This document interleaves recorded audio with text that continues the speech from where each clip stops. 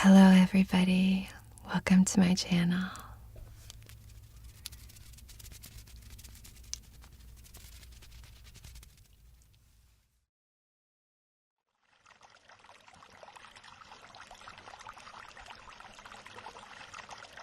Reiki with Anna.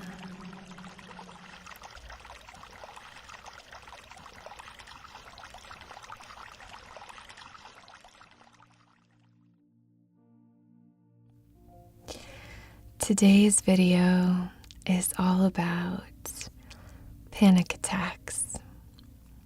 You can also use this for anxiety, and I'm going to be breaking this up into two different parts.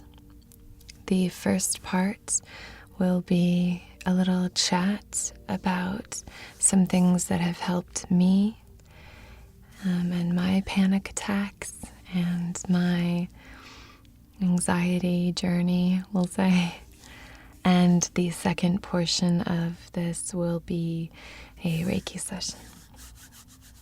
This video is based on your requests, and yet again, I just want to thank you so much from the very bottom of my heart for your incredible response to this channel so far. You have just been, I don't even know what to say, so incredible and so inspiring and open and warm and welcoming. So if any of you are new here, then welcome to you. And for those of you who have been here since the beginning a few weeks ago, then welcome back and thank you for welcoming me. I have my shield necklace on again, my protective clicky clacky necklace. I thought it would be helpful for this video. So hopefully we'll be getting some good sounds from that too. If you are experiencing panic attacks, I want to make sure that you're taking care of yourself. Please go see a mental health professional or a medical professional. This video is not meant to replace or substitute for seeking medical assistance. So please, please, please, I urge you to take care of yourselves and seek help. This video is meant as a complement to your healthcare program, healthcare plan, and not in any way to replace it. Okay? As with my other videos, I want to start by saying that these are all just food for thought. These ideas are just food for thought. So take a bite of any of these, and if you like the taste, then chew on it, and if not, spit it out and try something else. Okay? This is all about you just trying new things, seeing if certain things feel empowering, seeing if certain things that you've been doing actually don't serve you anymore. It's just an invitation to get to know yourself a little bit better. Okay? So, from my experience with anxiety and panic attacks, it can be very helpful to have a toolbox to open up and draw from when these moments of anxiety or when you can feel a panic attack coming on. So what I would suggest, if you're open to it and if you are watching this video for the Reiki aspect and this topic of panic attacks and anxiety, if that applies to you, and what you're going through, then I would suggest that for this, if you want to be testing out any of these techniques, just make sure that you test them out when you are in a safe, comfortable, and supportive place. The idea there is that if you test these things and you have this toolbox, then when you are in a less supportive place, when you are in a place that is anxiety-inducing, then you have these tried and true little techniques to help you. And you know that they've been tested and that they work for you, so that you're not testing things for the first time when you are feeling anxious. And like anything, you want to make sure that you are not driving or in a bath or anything like that when you're doing these, because you just want to make sure that you're taking care of yourself and you're not in a situation where something could go awry. Okay? I would just use discernment and make sure that you take care of yourself. I'm going to say that a few times, but I think it's really important. Okay? So the first thing I wanted to talk to you about is breathwork.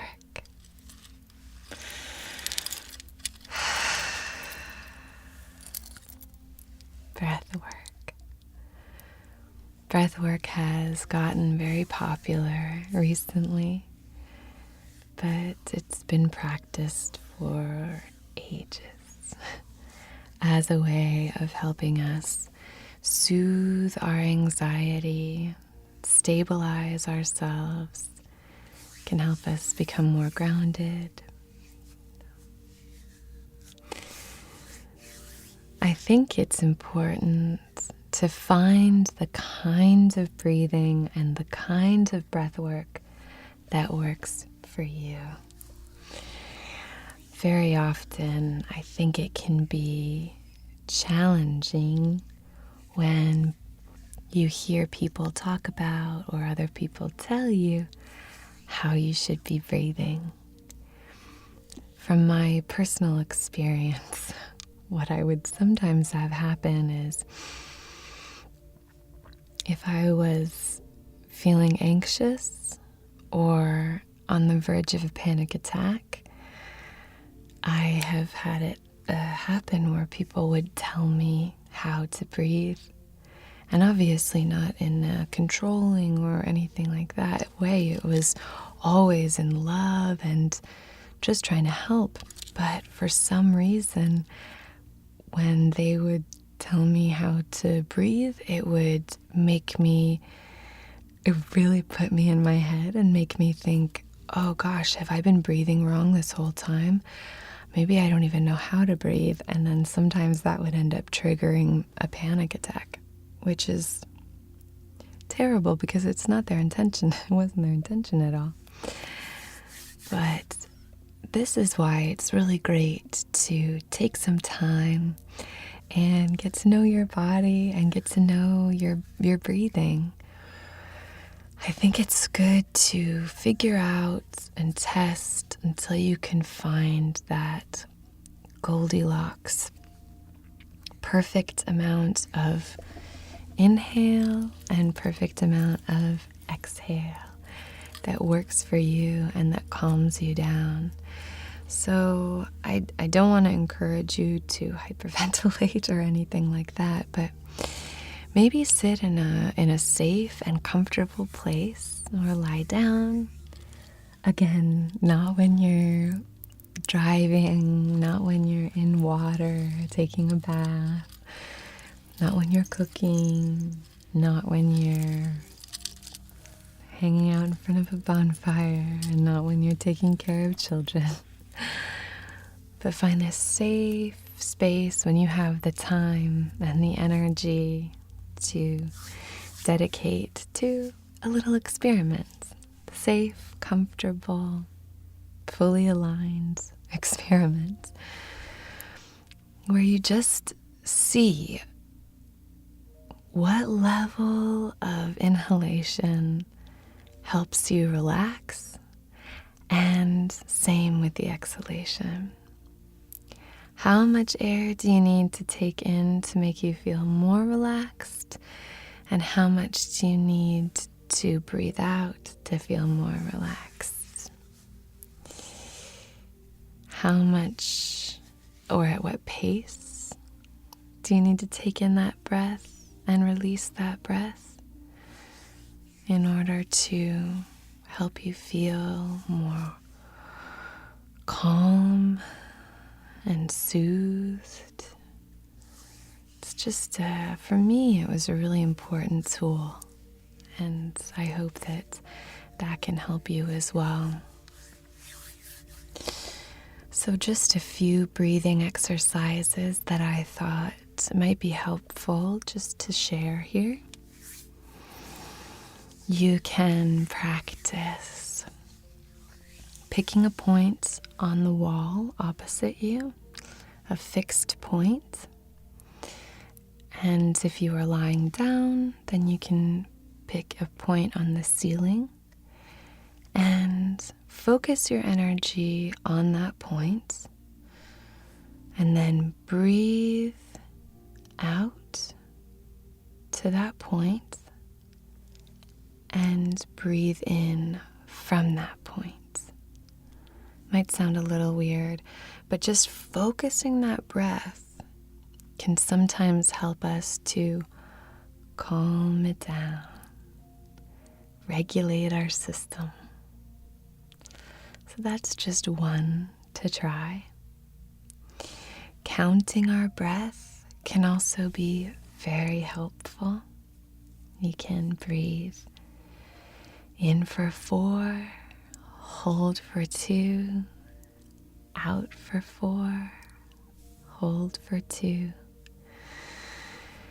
You can breathe in for 4, hold for 2, out for 6, hold for 4. Change it up, explore your breath, figure out what feels the best. And this way, when you're in a situation that feels tense, makes you anxious,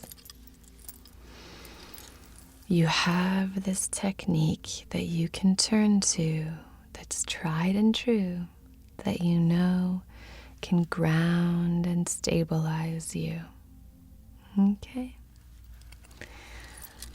There are a few other things that you can try in terms of breath work. You can try breathing into certain parts of your body. Obviously, diaphragmatic breathing is very, very beneficial. But if that feels uncomfortable, try breathing into your chest and really making your chest expand. Try sending that breath to your back.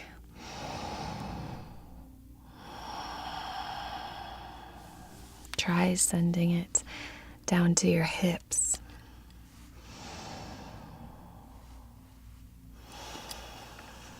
Just explore. Just try expanding, maybe expanding in your rib cage.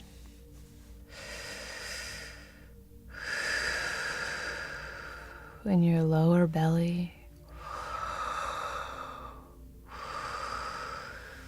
Just explore. Just have some fun. Above all, be safe, okay? You can also practice closing one nostril. It looks a little funny. Closing one nostril. How do we do it? Let's see. It's closing one nostril and then releasing, or something like this. There's a system to it. I can't remember what it is. Regardless, there's some hand position that you can look up. But if you place either a finger or a thumb on one nostril and breathe in from the other, so, and then place that finger on the other nostril and breathe out.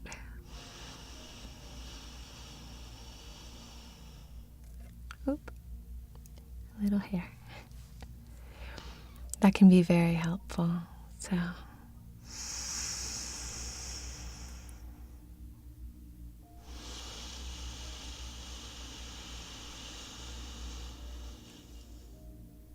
probably look really silly, but just as another idea, you can also breathe through a rolled tongue. I was reading Luna Nate's book, and she talks about this kind of breath work. So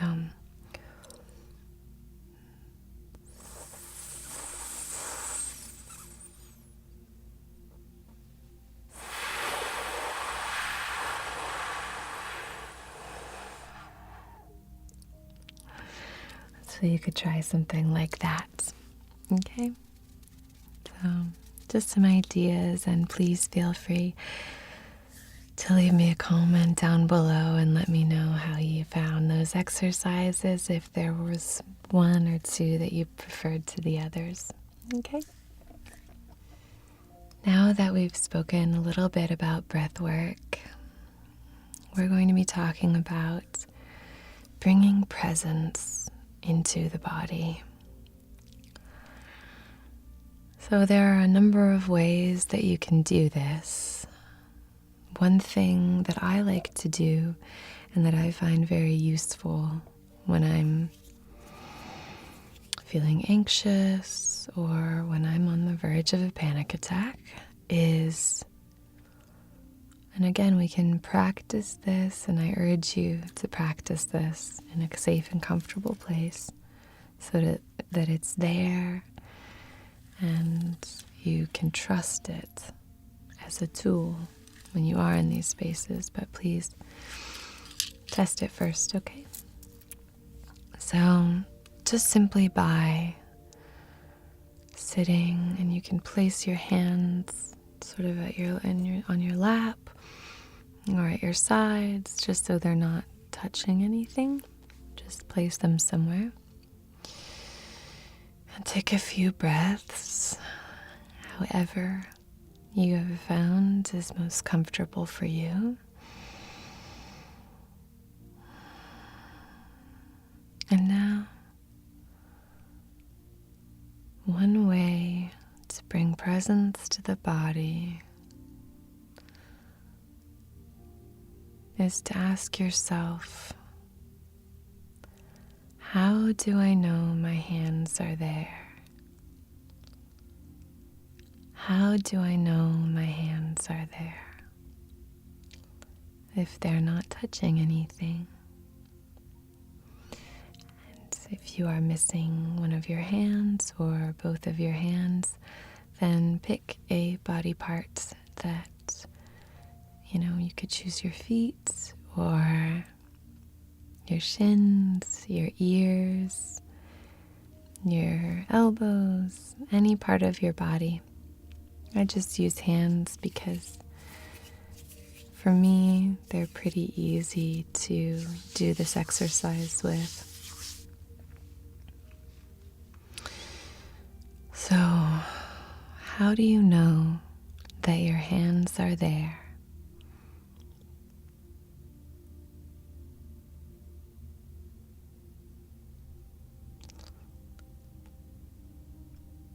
There's a life to them.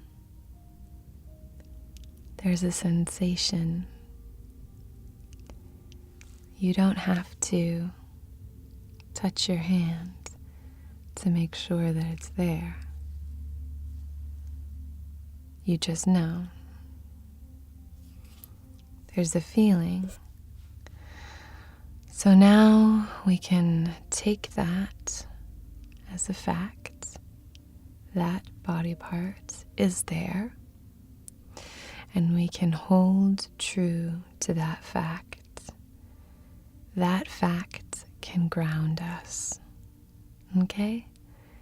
Then we can try and allow ourselves to bring that same sense of awareness, that same sense of presence in the body from our hands or whatever body part you chose, and through the rest of our body, moving up our arms, moving up into our shoulders, moving up our necks, into our faces, to the top of our head. I believe that practice is from Eckhart Tolle, and it's so helpful to me to bring an awareness to my body, to bring presence into my body. There's something about it that really helps me to get out of my head and arrive here in this present moment that I find very, very helpful for anxiety. Now we're going to be speaking about grounding. Since we spoke about presence, we're going to be speaking about grounding a little bit. So as far as grounding goes, it can be very, very helpful to find techniques and ways of grounding so that when you're feeling anxious, caught in your head, caught in a whirlwind, falling back, or like you feel like you're tumbling forward into a state of panic, you can become grounded. And that can be very, very useful in these moments. First, we're going to be talking about mental grounding. So for mental grounding, you can use visualizations. You can visualize your feet sprouting roots that are going down into the earth very gently, spreading out underneath your feet and grounding you in this space. That can be so helpful and so beneficial, just to feel like you are stable. There are a number of different exercises that you can do and visualizations that you can do for grounding. So you can just hit the Google and try and find a grounding meditation or a grounding visualization. Or you can play around with your own. I know everybody kind of grounds differently and responds differently to these visualizations. So experiment and play around with it. Another component to mental grounding can be grounding yourself in your environment, becoming aware and observing your environment. I find that this also helps me when I have hiccups. I try and just focus on things in my environment, memorize the number of screws on the side of that wall or something like that. But things like that are very helpful to me, just to ground me in this present environment. And you can do soft-eyed grounding, which is like, okay, buildings, there's the road here, we have buildings around, kind of like seeing the big picture of things. Or you can do the little details, the little minutia, seeing how many chips you can find in the paint on that windowsill, or how many stitches in the curtains, or how many blades of grass you can see. Just kind of observing your environment to help you ground in that can be really, really helpful, I think. Next up, I want to talk about physical grounding, ways to physically ground ourselves. And for me, probably my favorite way of physically grounding is doing footwork. So, and this is actual work with your feet. Some of the things that I like to do are flex my feet and then point my feet. And I can do that 5 times over and over. And I find that really helpful. Couple others. Sickle your feet and then flay them out. Sickle your feet and then flay them out. Then do little circles in one direction and then do little circles in the other direction. And then you can go out with your feet and in with your feet. Out with your feet and in with your feet. You can do that. You can also roll your feet and imagine that you're picking up a pencil with your toes and then bring that up and flick it out. So roll, squeeze, flick. Roll, squeeze, flick. I'm not sure if that's easy for you to understand, me demonstrating with my hands. I hope that it is, but if not, just explore different things that you find grounding with your feet. You can do all kinds of things. Just make sure you're being gentle, because sometimes if you go too far with rolling your feet or stretching your feet, you can do something a little wonky. So just be very mindful while you're doing this. And again, make sure that you're practicing this in a safe and comfortable environment. Another thing that you can do for physical grounding is tense and release your legs. So you can start with your thighs and just tense them and release them. Tense them and release them. Sometimes for me, that's just very helpful, almost even just as a reminder that my lower half is there. Because sometimes for me, a panic attack can happen when I start getting super caught in my head and dizzy. And that sense of grounding, that sense that, oh right, I'm safe, I'm protected, I'm stable, I'm grounded. That can be really helpful for me. You can also do that with your calves. You can do that with your knees, if your knees are healthy. So just something to experiment with, okay? Next up, we're going to be talking about sensory grounding. I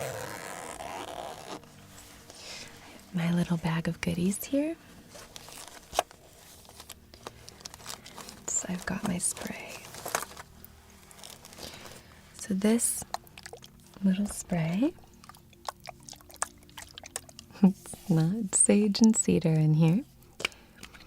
This one actually has eucalyptus. It does actually have sage in it, this one. Eucalyptus, sage, and white angelica. White angelica is very protective. It's not everybody's favorite smell, but I think if I mix it, this blend is really nice. I mixed it with the sage and the eucalyptus, and that balance is really nice. I just did 1 drop of white angelica and about 10 drops of eucalyptus and 2 of sage, and the blend is really nice. So grounding in a sensory way can be super helpful.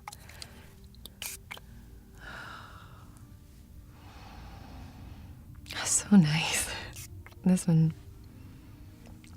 ooh, I love that.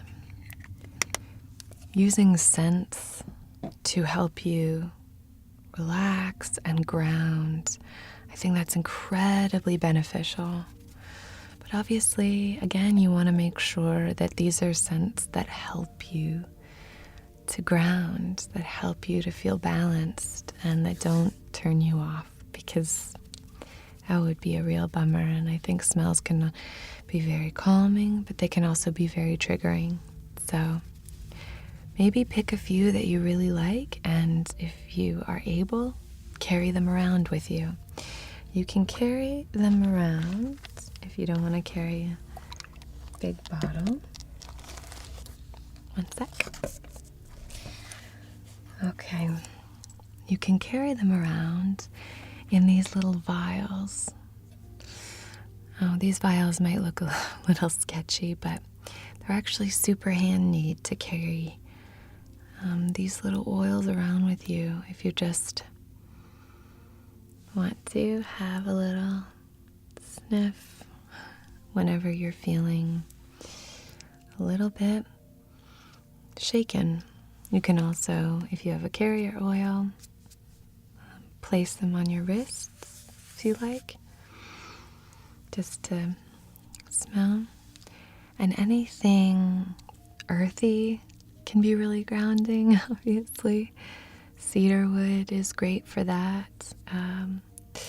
Douglas fir or spruce, black spruce is one of my all-time favorites. Those are super grounding. Those can be great. Also, menthols, I find, are really wonderful for grounding because they are very rejuvenating, but they're also very soothing. So that's really nice. Things like tea tree oil. I love tea tree oil. I think it's wonderful. Lavender is a great one for calming. You can use eucalyptus or rosemary, just anything like that, but make sure again that you experiment with it beforehand so that you don't jar your system. Okay, just a couple of ideas. And now, as far as grounding goes, just one other idea, and this doesn't apply to all circumstances, so please, as with everything, use discretion. So this last one is logical grounding. And this one can be beneficial if you can say, will I care about this thing in a year? Will I care about this thing in 6 months? Will I care about this thing in a week? And I know that in many situations, if you were to ask yourself on the verge of a panic attack or anxiety, will I care about this thing in a year? The answer would be yes. So in that case, you don't want to use that. This is only for situations where that sense of logical grounding can help you either keep a panic attack at bay or soothe yourself and remove that completely. The next thing that I'd like to talk to you about is talismans. This is another reason I wanted to wear this necklace. A talisman can be, from my experience, incredibly helpful when I'm about to experience a panic attack. So here's the way that I use talisman, and that has been very helpful for me. Many of the rings and necklaces and jewelry that you will see me wearing is I use as talisman, and they are a physical representation of something that I have overcome. So the idea is, when I overcome a panic attack, when I am feeling anxious and I do not spiral into a panic attack, or I don't get into my head and get lost, but instead stay present and grounded, then after that situation, either make, find, purchase, or reclaim from a collection that you already have a piece of jewelry or something that you can use as a talisman to say, Every time I look at this necklace, ring, bracelet, every time I look at this stone, I am reminded that I overcame this before and I can do it again. I overcame this once before and I can do it again. I think that can be very helpful, at least for me. And again, I know it doesn't apply to all situations and it doesn't apply to every circumstance, and it might not be for you, but just another idea. Okay? And the last thing I wanted to talk about is finding your happy place. It might sound super cheesy, but finding your safe space. I think that can be incredibly beneficial and really powerful when you're first combating these kinds of panic attacks and anxieties. I think one way that you can dive into that is to do a safe space meditation. Luminate has a great one that's really, really helpful, so I'll link that.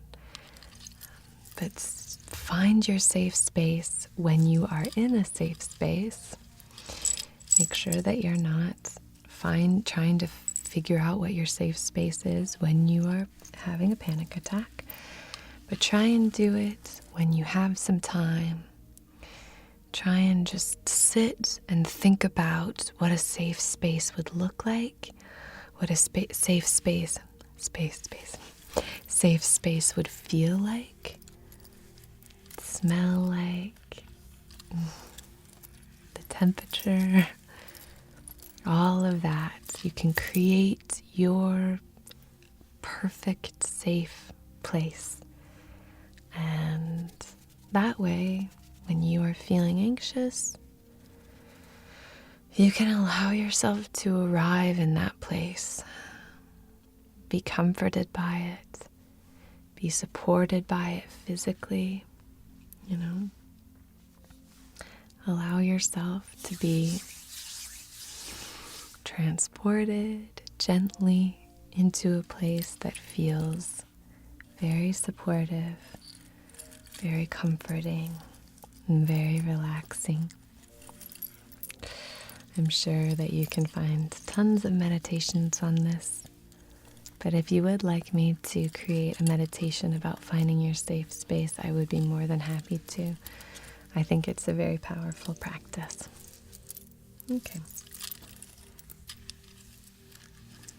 As with everything, you want to just make sure that you are being kind to yourself, that you don't open yourself up to negative self-talk because you have panic attacks. So many people suffer from panic attacks and anxiety, and I never want you to feel strange or weak or anything like that because of it. I mean, that's simply not true. And it's very disempowering. So these things happen, and it's just incredible that you are working to take control. It's not easy. Okay. So now we've had our little chat. And again, if there was anything in that felt triggering or that didn't resonate with you, please leave it and find something that works. And as well, take care of yourself. Please go see somebody if you are suffering from this. And just know that you are not suffering alone, okay? All right. sending you love, and I'm going to get into our Reiki session.